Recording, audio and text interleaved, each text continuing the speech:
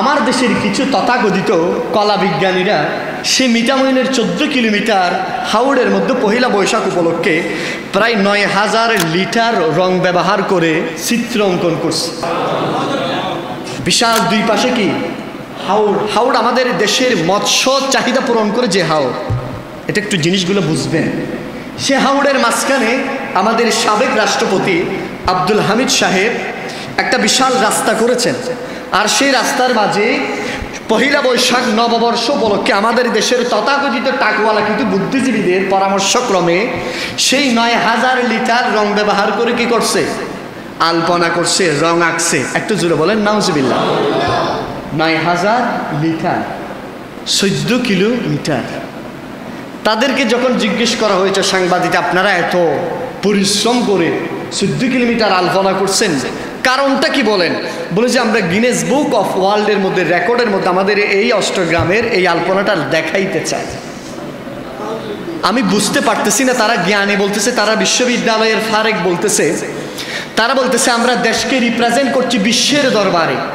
আমি তাদেরকে বলতেছি বাংলাদেশের এখনো বহু গাড়ি আছে যেগুলো রংবিহীন, ঠিক কিনা বলেন?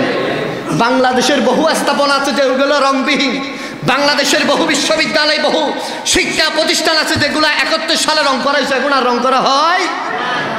দেশের সৌন্দর্য যদি আপনারা যদি সত্যিকার যদি দেশপ্রেম যদি থাকে, আপনাদের উচিত ছিল তো দেশের যেগুলো দেওয়াল রয়েছে দেওয়ালের মধ্যে রং করা, আলপনা করা, ঠিক কিনা বলেন? আচ্ছা যারা আমরা মানলাম, ঠিক আছে করছেন সৌন্দর্যের জন্য করেছেন, মাশাআল্লাহ ভালো কথা।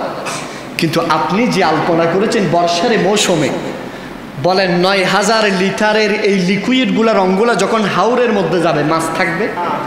সাধারণত আমাদের বিবেকদর আমাদের এলাকার যে পুষ্কুনি, এলাকার যে পুকুর থাকে, কারো ঘরে যদি রং করাই বলেন, কোনো বিবেকবান মানুষ ওই রঙের বালতিগুলো কি পুকুরে ধুইবে?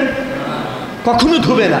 পানিগুলো নিচ থেকে এনে উপরে কোনো একটা জায়গায় যেখানে পানিগুলো গড়িয়ে কোথায় না যায়, পুকুরে না যায়, এমন স্থানে মানুষ রঙের বালতিগুলো পরিষ্কার পরিচ্ছন্ন করে আমরা দেখি। আর এখানে 9000 লিটার এই রং নিয়ে হাওরের মধ্যে যদি যায়, তাহলে হাওরের মাছগুলো বাঁচবে মনে হয়? ফুটিনযুক্ত হবে নাকি মাছ একটাও থাকবে না? মাছ তো থাকবে না। তো মাছের পরে যেগুলো হাওরের পানি ফসলি জমিন হয়, ফসলিগুলো থাকবে। এর মাধ্যমে কি বোঝা যায়? এর মাধ্যমে বোঝা যায় তাদের অন্তরে মূলত দেশপ্রেম নাই। চাষ করে যাদের জীবন যাপন চলে, তাদের মূল উদ্দেশ্য হচ্ছে সাধারণ হতদরিদ্র মানুষের পেটে লাথি দেওয়া, ঠিক কিনা বলেন? মানুষ যেভাবে একটু সানন্দে চলবে এটা এরা চায় না। আর আপনারা দেখতেছেন, আমরা ওরা দেখতেছি, বলতেছে হাওড়ে এই রাস্তা রং করার কারণে এখন গাড়ি অ্যাক্সিডেন্ট বেশি হচ্ছে, কারণ পুরো রাস্তার মধ্যে আলপনা করে দিছে। ডান বাম চিনতেছে না। আমাদের এই হাইওয়ে রাস্তার মধ্যে মাঝখানে একটা শুরু আছে না, সাদা একটা বর্ডার আছে না? নাই, ডান পাশের গাড়ি বাম পাশে যেতে পারবে না, বাম পাশের গাড়ি ডান পাশে যেতে পারবে। আর পুরো রাস্তা আলপনার করার কারণে ওই মাঝখানে যে সাদা বর্ডার সেটা দেখা যাচ্ছে। এখন দেখা যায় রিক্সা ট্রাককে মেরে দিচ্ছে, ট্রাক রিক্সারে মেরে দিচ্ছে, মানুষের প্রাণ চলে যাচ্ছে। কথা বলেন ঠিক কিনা? এখন এগুলার দায়ভার কে নিবে? এগুলা দেশের মানুষ ভাত খেতে ভাত পায় না, গিনেস বুকের জন্য চিন্তা করতেছে, ঠিক কিনা বলেন? এগুলা হচ্ছে আমাদের দেশকে অশান্তি করার।